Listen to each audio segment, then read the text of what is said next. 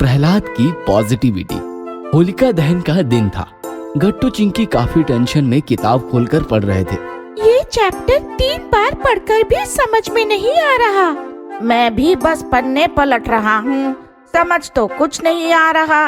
तभी मम्मी आई और बच्चों से कहने लगी, बच्चों, आज त्योहार है, बहुत सारा खाना बनाना है, जरा किचन में आकर मेरी मदद करो। ये सुनकर गट्टू चिंकी नाराज हो गए। क्या मम्मी, दिख नहीं रहा हम पढ़ाई कर रहे हैं। परसों एग्जाम है, हमें टेंशन है, पढ़ने दो ना। ये सुनकर बेचारी मम्मी निकल गई और गट्टू चिंकी फिर से पन्ने पलटते रहे। रात हो गई, अंधेरा छा गया और मम्मी फिर से बच्चों के कमरे में आई। चलो बच्चों, हमें होलिका दहन के लिए नीचे जाना है। ये सुनकर गट्टू गुस्सा हो गया। आप जाओ, हमें नहीं आना, हमें चैप्टर क्लियर करने हैं। ये सुनकर मम्मी भी गुस्सा हो गई। क्या नखरे हैं तुम दोनों के? त्योहार का दिन है, खुशी का माहौल है और तुम मुंह फुलाकर बैठे हो। मेरा माथा न ठनकाओ, चुपचाप नीचे आओ। यह सुनकर गट्टू चिंकी रोने लगे। तभी दादी का आगमन हुआ। क्या हुआ बहू, क्यों डांट रही हो बच्चों को? देखिए न मम्मी जी, पूरे लॉकडाउन में एक बार भी किताब नहीं खोली, मस्ती करते रहे। अब एग्जाम क्या सिर पर आई, नखरे करने लगे, नीचे आने से मना कर रहे हैं। दादी बच्चों के पास गई तो बच्चे दादी से बिलक कर रोने लगे। दादी हम क्या करें, हमें एक भी चैप्टर समझ नहीं आ रहा। हम मानते हैं हमने पूरे साल बस मस्ती की, लेकिन अब एग्जाम पीरियड है, अब पढ़ाई नहीं करेंगे तो फेल हो जाएंगे। ये बात सुनकर दादी मुस्कुराई। बेटा, तुम दोनों डर गए हो, तुम्हारा माइंड डिस्टर्ब है, इसीलिए कोई भी चैप्टर तुम्हारे पल्ले नहीं पड़ा। सच्ची निष्ठा और धैर्य से मुश्किल का सामना करोगे तो सब कुछ आसान हो जाएगा। बहू, दहन की तैयारी करो, बच्चों को मैं लाती हूँ। यह सुनकर मम्मी वहाँ से चली गई। गट्टू चिंकी, कहानी सुनोगे?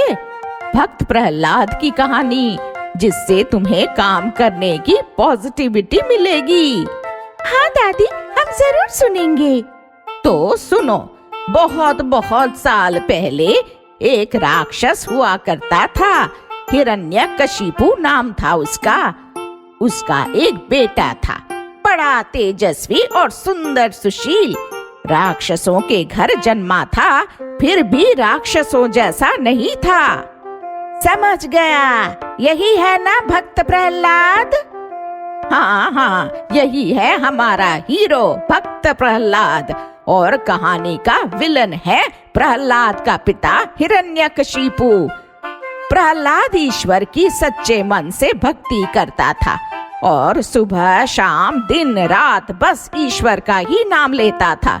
यह देखकर राक्षस राज हिरण्यकशिपु गुस्सा हो गया, क्योंकि राक्षसों को ईश्वर नाम की एलर्जी थी।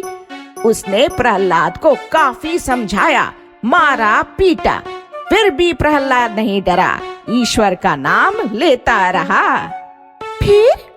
फिर क्या, हिरण्यकशिपु को और गुस्सा आ गया। उसने अपनी राक्षसी बहन होलिका को बुलाया।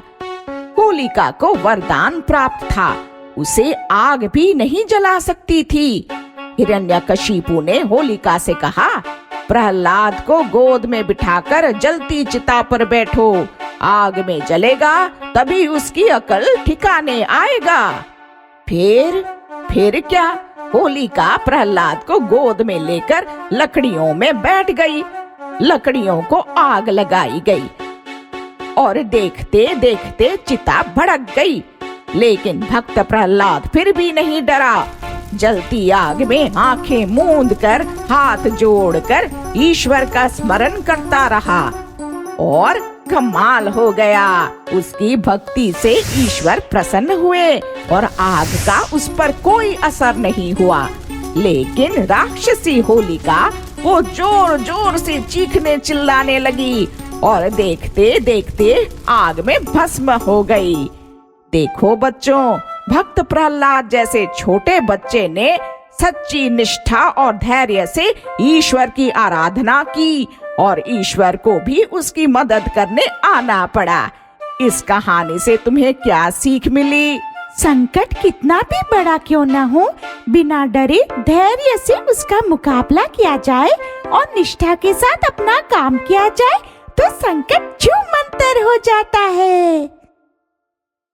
अगर आपको हमारी वीडियोस पसंद आ रहे हैं तो इन्हें लाइक करें, कमेंट करें और सब्सक्राइब करें